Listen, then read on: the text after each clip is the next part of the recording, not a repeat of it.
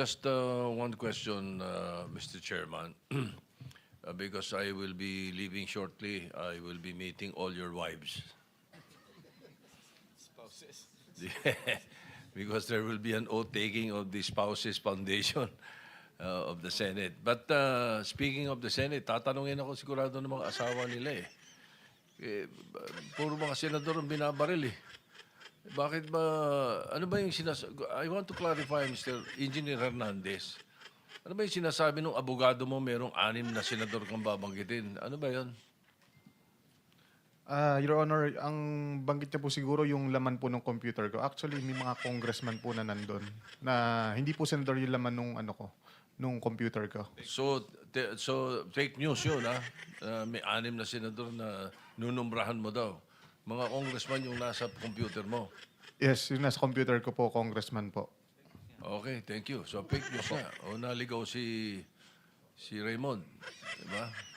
Anyway, basta yung ating media, ingat naman tayo sa mga fake news. Kanina umaga, may napanood na naman akong fake news tungkol sa sarili ko. Hindi ko alam na nangyari yun eh. Mr. President, I agree with you kasi maraming mga insinuations, nabanggit, Senator Sherwin Gatchalian, Senator J.B. Ejercito, kung sino-sino na lumalabas na pangalan. That's why we need to clarify. Kasi ikaw ang kinukote nung lawyer. And nasa national news ito eh. So in fairness to our colleagues, na hindi naman talaga nabanggit at wala namang katibayan, eh babanggitin na nakabitin at ikaw ang reference, you know, the Senate President has to really clarify this matter. Because this is a sensitive issue. Hindi ba?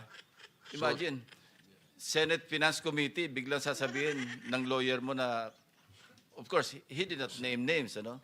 Pero may mga insinuations na sumunod, pinabanggit yung mga pangalan. So for the record, Engineer Hernandez, hindi totoo yun. Hindi po, Your Honor. Alright, thank you. Mr. Chair, follow up ko lang doon. Hindi na, Kahit na ikaw time ko na. Time ko na. Time mo na yan. Yan na. May 7 minutes ka. Bryce, during the interview ng abogado mo, si Raymond Porton, Attorney Porton, sinabi niya na pinagalitan ka pa daw niya. Bakit ka daw namimili kung sinong sasabihin mo? Totoo ba ito? Hindi po, Your Honor. Ako po ang nagalit sa kanya kasi mali po yung information na lumabas. Ikaw ang nagali sa kanya. Hindi naman po. Pero sa Pinagsabihan ko interview po niya, siya. sabi niya, pinapagalitan ka niya dahil namimili ka lang kung sino ilalaglag mo. Hindi lahat sinasabi mo. Hindi po, Your Honor. Ako po nagsabi kay Attorney Fortune na wag naman maglabas ng information na wala pa naman tayong ebidensya. So sa ngayon, pinalitan mo na si Atty. Porton o siya pa rin? Siya pa rin po, Your Honor. Oh, siya pa rin. Tapos hindi kayo magkakaintindihan. Ano ba ito? Patuloy pa rin ang inyong relationship kahit na nagkababanggaan kayo? Sinabi ko naman po na pag inulit niya pa po, hindi ko na po siya ko-consider, Your Honor. Mr. Chair, may I move that next hearing, Atty. Porton be invited here? Because mabigat yung sinabi niya, Mr. Chair. Dahil, ito'y parang sort of... Consult tayo sa legal kasi ano yan, abogado yan, lawyer yan. Yeah, we have That's to invite him as... lawyer-client relationship. Tingnan natin, tatanong muna tayo sa mga abogado, hindi tayo abogado pareho eh. We have to invite him as a resource person, Mr. Chair. Dahil Your it's Honor. like a sword of Damocles hanging over our heads. Pag sinabi niyang gano'n, dapat paklaruhin ninyo. It can be anybody. Pwede ako, pwede siya, pwede si Senator Risa, pwede si Senator Bam. Dapat maklaro ito. Kaya sana maimbitahan si Atty. Porton. I got the feedback. Sir. That's confidential yun. That's attorney-client privilege communication. So, Pero bakit niya sinabi sa media, Mr. Chair? ikaw, hamonin mo na lang, wag na dito. Thank you, Mr. Chair. Salamat. Pero Mr. Chairman, yung kliyente na mismo, dinideny yung sinasabi ng kanyang abogado. Sige, Mr. Chair. So mga kababayan, laking tuwa ni Senator Tuta Soto dahil nga doon sa sinabi ni Bryce Hernandez na yung naglalaman ng laptop puro congressman lang daw. So yun nakita ko. Ngayon ko lang nakita na ganun siya kasaya na parang feeling niya na lusot na siya. Mga kababayan, kita nyo naman dito sa video na to, di ba? Yung pinulit-ulit pa na hindi daw so walang senator na mga nadamay dito. Ganun mga kababayan, di ba? Naku, laking tuwa niya. Feeling mo naman, lusot kayo dyan, mga kung sino man yung mga senator dyan na nadadawit. Hintayin natin matapos tong hearing na to. Malalaman na kung magkakaalaman na to, mga kababayan. Senator Tuta, manda ka. Wala tayong sisinuhin.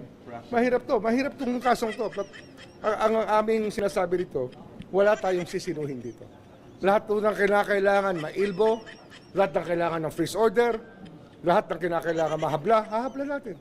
So ano yung recommendation ng NBI, sir, regarding the... Hindi ko hawak yung papel, kaya hindi ko maano. Pareho lang sa recommendation kay Mr. Alcantara. na ibig sabihin, sir, pakakasuhan din po Indirect bribery, malversation, at may ibang kaso pa sa 301 na yun. Namely, sir. Namely, sir. Ayun nga, hindi ko nga hawak yung papel eh. So, sorry. Pero, sir, Escudero, Binay, Hindi na, I think nabasa na naman lahat eh. Nabasa na lahat, tsaka we gave the paper already. So sa kanila na manggagaling. So Hindi mo manggagaling sa amin, usapan po namin sa kanila manggagaling. At may freeze order na rin, sir, sa mga bank account. Na-inform na ho namin na AMLA. Lahat. Yes. Sir, hindi naman kailangan mag-submit sila ng mga evidence para patunayan yung allegations. Hindi nga, kaya nga naglagay pa kami ng affidavit eh. Tsaka sworn affidavit na yan, na ang tawag dyan, case build-up stage namin. Pero the moment na mag-file ng complaint kasi, that triggers already the AMLA to start filing cases. Sir, kasama Senator Cheese kasi bago dun sa nirecommend. Kasama na siya. Kasama na yun. Kasama na rin. Kahapon kasama. Si Speaker kasama na rin. Recommendation pa lang. Pero siyempre lahat na nabanggit doon, sensitive na matter to eh. Siyempre, wala tayong sisinuhin dito, lahat na nakasama. What Isasama particular natin. case, sir, ang nirecommend? All of that, kasi malversation covers most of it eh, sa pera eh. Ang pinakamahalaga rito yung crime sa pera na talagang nawala sa bayan, yun talaga ang kasong ilalagay. Pwede rin naman ang plunder.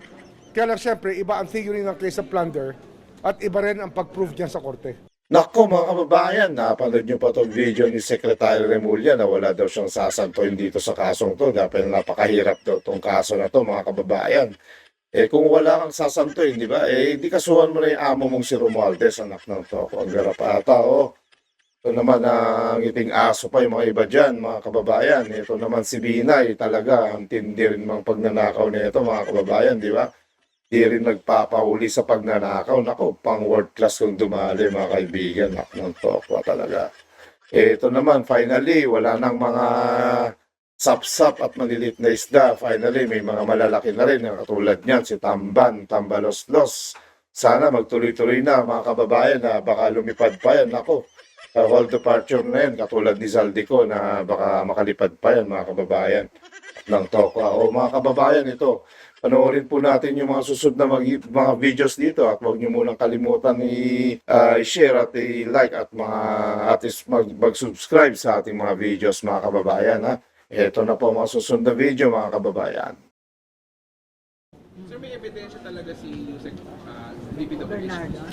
Ayan nga, i-evaluate pa namin. Kasi, siyempre, sabay-sabay yan, dumarating ang mga testigo. Kailangan din namin ng leeway para ma-evaluate namin na maayos. Sir, yung supplemental niya about Senator Cheese lang. Oo nga. Hindi, kasi yun na tinanong ng NBI. Hindi ako kasama rin sa nagtatanong. I am not part of the people who vetted the statement. Sir, paano yung arrangement niyo as protective witnesses sila? Paano yung arrangement niyo with the Senate? Kasi dito sila, di ba? Hindi, ayusin pa namin. I'm going to have a session with the Senate President about this matter. Kasi nga, yung iba sa kanila, mas madaling ma-access ang documents sa kinakailangan namin para maumpisahan namin ang pag-evaluate sa kanila na maayos. Kasi many documents are in their possession but they have no access because they're still in detention. So that's why we're requesting, that's why we're telling the Senate President protected witnesses sila so that the danger of them facing the possibility of them facing a dangerous situation is lessened para ma-case build up namin ito.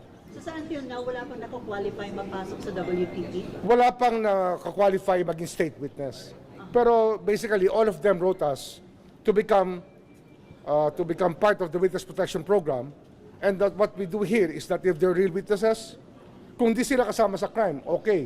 Kasi madali yon. Parang itong last affidavit this morning, no? Anong status sa ganyan? Ayun, madali hong i-qualify yun as state witness. Pero may evaluation pa rin. Siyempre, hindi sila part ng crime eh.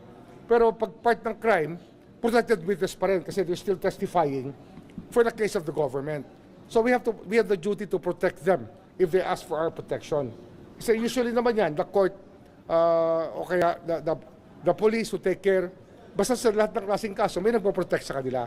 In this case, if they ask the Witness Protection Program, then we will protect them. So there can be several state witnesses, no? That can be, it's possible. It's possible. Siyempre, ang evaluation niyan, not the most guilty, kailangan yung testimony para maanong so.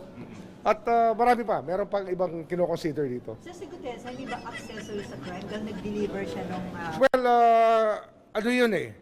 Ang nangyari kasi dyan, you can say that, no? Pwede sabihin accessory, pero very, very minimal ang role niya sa actual crime, di ba? Kung accessory, that's more or less a very light penalty compared to the principals dito. Clarification si Senator Nancy at saka si Chishin na dagdag for request, no? Yes, dagdag sila sa request for freeze orders. Speaker Tsaka ilbo, tsaka ilbo. si Saldi, and then si Speaker Martin. Hindi, ilalagay na rin natin yan. Martin? No, but we will have to protect the interest of the state. Ano tayo dyan? Wala tayong sisinuhin. Mahirap tong kasong to. But ang aming sinasabi dito, wala tayong sisinuhin dito. Lahat po ng kinakailangan mailbo, lahat ng kailangan ng freeze order, lahat ng kinakailangan mahabla, hahabla natin. Para lang hindi misinterpret. So, ano pong gagawin natin kay former Speaker Martin Romualdez as far as freeze orders? And Ayan, i-evaluate pa rin namin ulit yung statements. Pero ang tingin ko talaga, para ma-preserve lang lahat, we will have to work on that angle already. Kaya nga, we're working overtime. Hanggang Sabado, meron kami trabaho dito. But have you officially requested AMLAC to freeze Martin? Hindi pa, pero that's coming. That's coming very soon. Okay. In a matter of Sino ba i-arrestuhin? Yung mga senator at congressman, once na makasuhan, sino ba i-arrest? Ano yan, matagal pa yan. Kasi preliminary investigation pa to. This is still the case build-up. Iba pa yung case yung status ng preliminary investigation at doon pa sa determination ng resolution ng preliminary investigation, doon lang natin ipa-file sa korte. At sa korte ang mag-i-issue ng warrant of arrest, if ever. Wala pa tayo sa korte. Malayo pa tayo sa korte.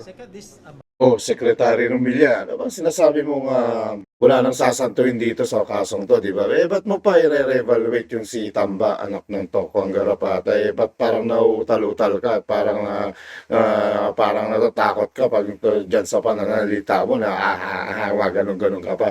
Huwag nyo lang patagay, huwag mo lang i-evaluate. Kita naman na dito sa mga witness natin na halos lahat, si Tambaloslos ang yung mga bagbag na pera na basura ang tawag nila, dinedeliver sa kanya, mga bagbag na yan. Huwag na natin patagalin yan, Secretary, ba? Dahil kung pinatagal mo yan, ikaw din ang masusunod na malilintikan dito dahil ibig sabihin yan, pinapanigan mo yung sa gobyerno. For sure, kasi nga, nilagay ka dyan sa pwesto. Pero kahit pa paano, panindigan mo naman yan, kung may dignidad ka para ipaglaban mo itong ating mga kababayang Pilipino na yung ginamit dito, yung pera ng taong bayan, pera namin, yung lulustay ng mga magnanakaw kawatan ng mayan, pinangkakasino nila, anak ng Toko ang garapata talaga, Secretary Rumilla. Sige na, Secretary, panonood pa tayo ng mga videos na to, patunayan mo yan, abangan namin yung mga galawan mo. Secretary, sige. Sa NEP pa lang ay may insertions na. No? Dahil ang pinaaral sa akin noon, ganito po yan, ako po ay pinatawag sa meeting noong March 24, 2025, no? Sa Malacanang, at nahandun po si Presidente, si Sec Mina, at si Sec Manny Bonoan. Kasi po, ang problema po ni Sec Manny Bonoan is mag-election ban na, hindi pa na-award yung mga projects. Si Sec Mina naman, kinukulit daw siya ng House of Representatives na i-release na yung mga ang pinag-uusapan dito po yung FLR. Ito po yung pinahold na mga projects dahil nga nabawasan yung mga flagship projects ng executive branch at napunta dito sa mga insertions na to. So lahat po ng insertions, pinahold. Noong March 24, nung pagpunta ko sa meeting, nalaman ko na kaya pala ako nahandon is because yung House of Representatives, Your Honor, hindi pa binibigay yung listahan ng insertions. While the Senate, nalaman ko noon, nung January, nung hiningi, 3 days na bigay ng Senate. So sabay silang hiningan, yung Senate gave it within 3 days, yung House of Representatives hindi pa binibigay ng March 24. So ang role ko noon is hingin po sa House of Representatives. Mr. Chair, did they give you reason bakit tumagal ng ganon? I mean, inaabot ng, you said, ilang linggo? Hindi, Yung March 24 po. So January, February, more than 2 months. 2 months binigay sa yung listahan? Hindi, 2 months wala pa po Wala nung pa. March 24. Okay. So tinanong ko kay Sec Mina, kanino ko hihingin? Sabi niya, ang kausap sa House is si Congressman J.J. Suarez. So paglabas ko ng Malacanang, hiningi ko kay Congressman J.J. Suarez yung listahan. Sabi niya, bakit? Sabi ko, kasi walang i-release na FLR kung hindi nyo ibibigay yung insertion sa BICAM. So ang nangyari, natandaan ko, March 24 yon, March 25, nag-request sa akin ng meeting si Congressman Suarez tsaka si Congressman Dong Gonzales. So gusto nila akong makausap sa Manila Golf. Pilit nila akong tinatanong, bakit kailangan yung listahan? Sabi ko yan ang utos. So kailangan ko lang sumunod. Mr. Chair, sinong, when you say, Sandali lang mga Congressman Chang, kung makasingit nga dito sa sinabi mo na may narinig kasi akong isang buhaya dito na wala na dyan sa congressman pero napakatagal na dyan. Yung itong si Dong Congressman Buhaya Gonzales na kung tawagin dito sa Pampanga, Buhaya Crocs. Itong congressman na to, dating congressman na to, mga kababayan, napakatindi po na itong mga urakot, mga kababayan, sip-sip pa to. Yung mga project niya dito sa Pampanga, yung mga pinagawa niyang mga covered court na overpricing, ito nga po dito sa bandang Arayat, itong napanood ko ngayon, dito nga yung halos sa isang buwan lang isang buwan lang na after na ginawa, alis isang buwan lang yata yung pagkapanood ko, talagang walang-wala, masama ng quality, ang tindi. Muna yung bulsa, mga kababayan. Ito, tingnan natin yung video na to, yung nakita ko dito kakasample lang daw. Oo. Dapat naman eh. Gusto natin magama kung talagang 36 meters. That's that's practically a 10-story building. Diba? That's a 10-story. 10 floors yung building ito. 36 meters. So, gawin tayo, no? Makan tayo. Kapanipanwala pa o bayuya pa mo po kayo? Ay, yung problema kaya ni, pwede ko magkapamangan? Tagalog na lang ha, para Hindi, marami. sorry. Ang problema dito is, umulan lang last year. Kaya natapos to bago nasira? Ano po siya? July 2024. 23. Natapos o nagsimula? Natapos. And then, August 2024 siyang... Oh, isang taon lang nasira na. 1 month, So, sir. 1 month. 1 month ba o 1 year? So, 23 August siya na. natapos ng July 2023, nasira ng August 2024. Oh, isang taon lang wasak kagad. Ano ibig sabihin nun? Ibig sabihin substandard ito. Hindi ba? Ganun nga kasi. Hindi nyo pwedeng sisihin ng tubig. Di ba? Kaya nga nandyan yan para harangin yung tubig eh. Hindi ba? Tapos isang taon masisira, may problema yun. Hindi pwedeng... Dalawa lang ang problema noon, engineer. Either may problema sa paggawa mo or yung design mali. Ganun lang yun. So aalamin natin yan. Kailangan to ipa-assess yung design nito kung tama ba o hindi. Yung konfrontasyon mo kanina, pagtatanong mo kung sila ba talaga gumawa, ano sagot po? Ang sagot nila, sila daw talaga. Pero may mga naririnig tayo na hindi ganon. So, imbestigahan natin yan. Kaya nga, nandito si Mayor Benji, ang special advisor natin sa ICI, para malaman natin. Ang problema, paulit-ulit itong nakikita natin all over. Hindi ako magtataka kahit saan ako pumunta ng Pilipinas, ganito ang makikita ko. Diba, Sir Ben? Nakalagay sa specs, hot roll, di ba? Pero mukhang cold pork to eh. Mga konfrontasyon tama, mga kaibigan. Pare-pareho sing problema kayo.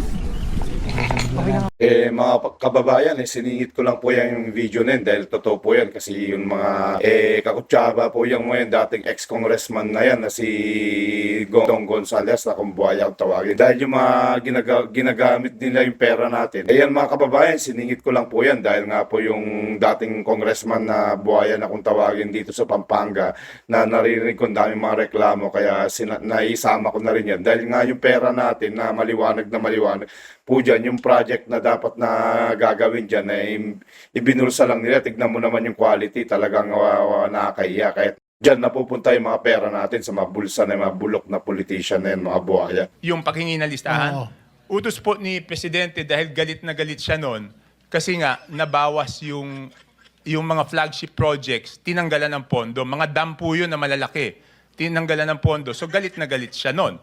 So, Mr. Chair, yung pondo, para malinaw mo mga kababayan natin ng flagship, saan po galing ito, yung pondo para sa flagship? hindi, nandun po yun sa Nandun proposal na, ng... proposal. Nasa NEP po yun. Oo. So, tinanggal sa NEP at pinalitan nga ng mga insertions. Okay. So, So, inalisan nila ng pondo yung flagship Yes po. programs. Pinilisan nila yung pondo, yung flagship programs ng Pangulo. Alam ko, karamihan doon dami. So, galit na galit si Presidente. So, pinapahingi sa akin yung listahan. So, hiningi ko po yung listahan. So, nabigay yan sa akin. Nung una, binigyan ako ng hard copy. Sabi ko, hindi ko naman mapapag-aralan kung hard copy yan. So, binigay sa akin yung soft copy, 3 installment. Meron pa silang huling ayaw ibigay, pero sabi ko, hindi ko masisimulan.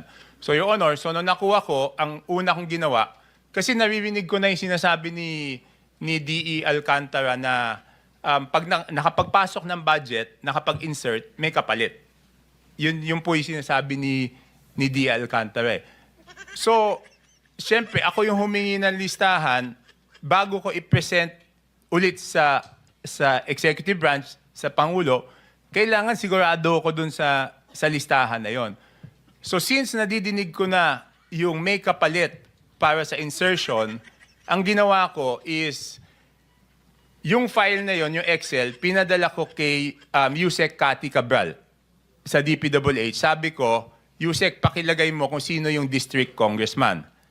And then, binalik ko yung file kay Congressman J.J. Suarez, same file. Sabi ko, isulat nyo naman kung sino yung proponent o funder.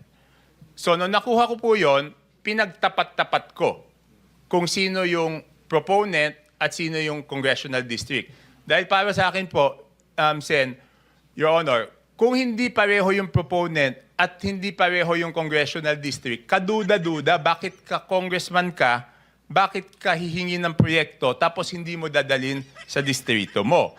So, yun, pinagtapat-tapat ko yung Excel file tapos pinisinta ko doon sa Malacanang at a later date. April, checking ko lang kung yung phone ko kung ano April, ano yun.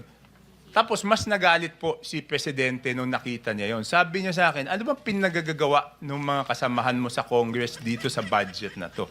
Kasi nakita niya, meron ngang hindi pareho yung proponent tsaka yung distributor. So obviously, yun na yung naririnig ko na binenta yung proyekto. Kung Toby, Yes. hindi ko naman tiyan, hindi ako naging congressman. Bakit mag-i-insert yung isang congressman ng ibang district sa ibang district? Ano yon? Para ano yon? Eh kasi po, ang duda ko doon, first of all, it's not logical. Di ba kami, congressman, kunyari, hihingi akong proyekto, syempre dadalhin ko sa nabotas. So since naririnig ko na yung bentahan, paano ko ito representa sa Pangulo, tsaka kay Sec Mina, tsaka kay Sec Manny, na hindi naman ako yung masisisi. Kasi kung may mamali akong mabigay na impormasyon doon, ako masisisi, di ba? So bentahan, congressman ang nagbebenta sa another congressman? Hindi ko na po alam kung sa congressman, kung sa contractor, kung saan binibenta. Pero naririnig ko na kasi yung 20%. Pero kaya ko lang ngayon binabanggit yan because previously wala akong proof. So ngayon po, doon sa testimony ni D. Alcantara, nagkadugtong na yung duda ko, yung naririnig ko, open secret naman yan eh. Dinig na open secret yan na yung 20% pag in-insert, may kapalit na, ano bang term na ginamit niya po? Hindi ko alam kung anong term na ginamit niya. Okay. So, alimbawa si Congressman A, sa District 1, nag-insert para sa distrito o District 2 ni Congressman B. Hindi, sir. Ibig Sir, sabihin, Sen. nun, ano lang to, Oh. hypothetical. Ano? Mm. Si Congressman B, babayaran niya si Congressman A ng 20%? Hindi, maaaring hindi po siya eh. Kasi minsan hindi alam ng congressman na si... Sir, Sen Ping, pwede pong Mr. Chairman, pwede pakita lang yung file para mas ma-visualize. Minsan kasi hindi alam ng congressman eh. Yun yung tinatawag na sagasa. Magugulat na lang siya pagdating ng GAA na may pondo. Hindi, yung nauna muna. Yung naunang file, yung kay Congressman Saldico.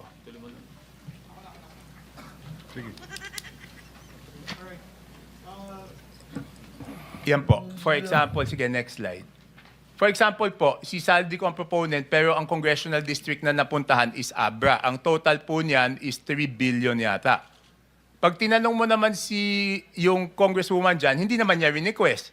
Ito naman, Saldico rin, napunta sa Occidental Mindoro. Pag tinanong mo na naman yung congressman, hindi rin niya request. So it's not logical, Your Honor, na yung congressman hindi magre-request, tapos babagsakan ng pondo. Tapos yan na naman, 3.1 billion, ganun din. So ang total po niyan, 13.8. Pero Mr. Chair, narinig natin kanina, kamakailan, kila Engineer Bryce, na yung tinatawag na sagasa. Ibabagsak yung pondo without the knowledge of the congresswoman or the congressman. Tama po ba, Engineer Bryce? Yung sinasabing may sagasa. Opo, Your Honor. Okay. Pero tapos iba pa rin yung parking, di ba? Na pinapark yung budget. Opo, Your Honor. Thank you.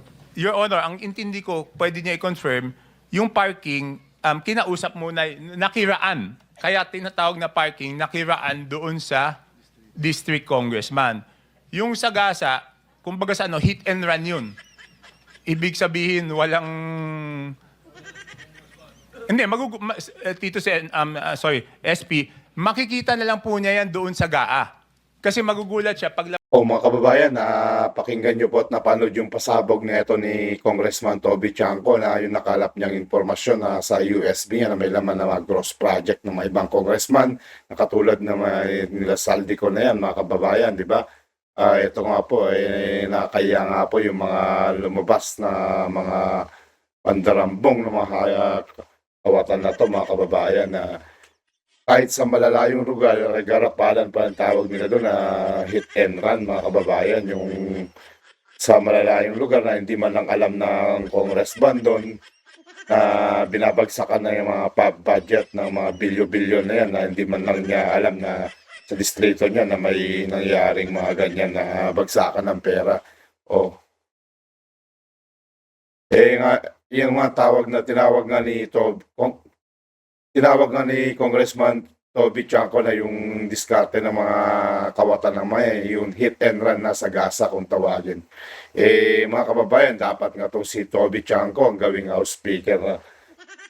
Kung mga kababayan, pabor ba kayo na buti pa to, itong congressman na to matapang, dapat itong ginagawang House Speaker, yung mga hindi natatakot sa mga kanyang mga sinasabi dahil wala siyang pakialam, basta lang malaman ng mga taong bayan yung totoo.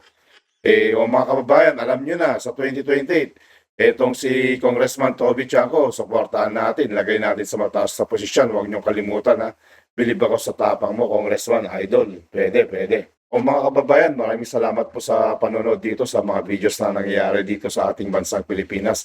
At huwag niyo kong kalimutan i-like, i-share at subscribe. At nang sa ganun, napapanood po ito ng ating mga mahal na kababayan dito sa Pilipinas at sa iba't ibang bayan ng mundo. News that matters po mga kababayan, huwag niyo kong kalimutan. God bless!